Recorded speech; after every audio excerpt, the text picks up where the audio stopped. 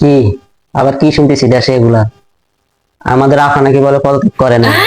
তাহলে যে রাষ্ট্রপতির যে টেবিলের মধ্যে কাগজ একটা দেখছি সেদিন, এটা কিসের কাগজ? এটা কিসের কাগজ? জন্ম নিবন্ধন কাগজ? হ্যাঁ, এটা কিসের কাগজ? কইলে হেমনে হইব? কইলে হইব? এটা আবার ফোন দিতেছে। হ্যালো, কে? কাইসা? ও, কেন ফোন? ফোন দিছিস কেন? বিএনপি ক্ষমতায় আসবো মানে? ভোট ছাড়া? ও, নির্বাচনের মাধ্যমে তো আসলে আসতে পারে, কারণ বিএনপি ছাড়া এখন আর কে আছে? এখন থাকলো ওরা, গেল ওরা, আসলো এরা, সবই ওরা। বিএনপি বিএনপি তো আসার আগে দিয়ে শুনলাম ওই যে জায়গায় জায়গায় নাকি বলে এই ধান্দা করা শুরু করে দিছে, লুটপাট করা শুরু করে দিছে, দখলবাজি শুরু করে দিছে। না আসছে তো আসলে কি অবস্থা হইব?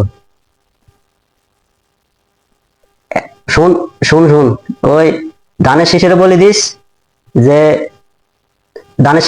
ধানের শীষের বলে দিস যে যদি ক্ষমতায় আসার পরে যদি আবার স্বৈরাচারী মতন শুরু করে, তাহলে একবার আফার মতন হয়ে যাইতে হইব, একবারে ফালাইয়া যাইতে হইব। ধানের শীষের বলে দিস। হ্যাঁ হ্যাঁ, ধানের শীষের বলে দিস যে অত লাফালাফি ভালো না।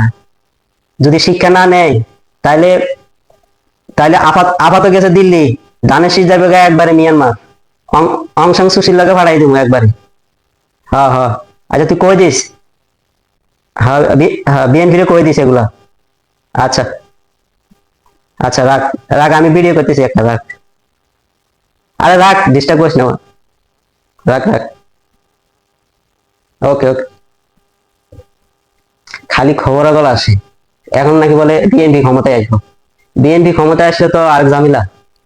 এরা তো দেখতেছি যে বিভিন্ন জায়গায় এরা খিস খাই আছে। মাঝখানে কয়েকদিন একটু মানে ধান্দাবাজ, একটু দুর্নীতি করা শুরু করছিল, হ্যাঁ, সাদা উড়ানি শুরু করছিল। এখন হঠাৎ করে আবার একটু চুপ হয়েছে। ক্ষমতায় যখন আসবো তখন আবার আরম্ভ হয়ে যাবে। এখন এদের এদের হাতে ক্ষমতা দিলে তো একবারে যাক, যদি কোন রকম যদি আবার স্বৈরাচারের মতো শুরু করে, তাহলে একবারে হইব নি। একবার ডাইরেক্ট হয়ে যে আফার মতন হবে। আফা তো পদত্যাগ পত্র জমা দিয়ে গেছে, তখন পদত্যাগ পত্র জমা না দিয়ে যাইতে হবে। আফা তো পদত্যাগ করছে, তখন পতন হবে, পতন। যাক, 22 তারিখ কইয়া দিছি। 22 তারিখে কাইসাকা 22 তারিখ কইয়া দিছি যে বিএনপি রে কইয়া দিত, যেন এটা মাথায় রাখে।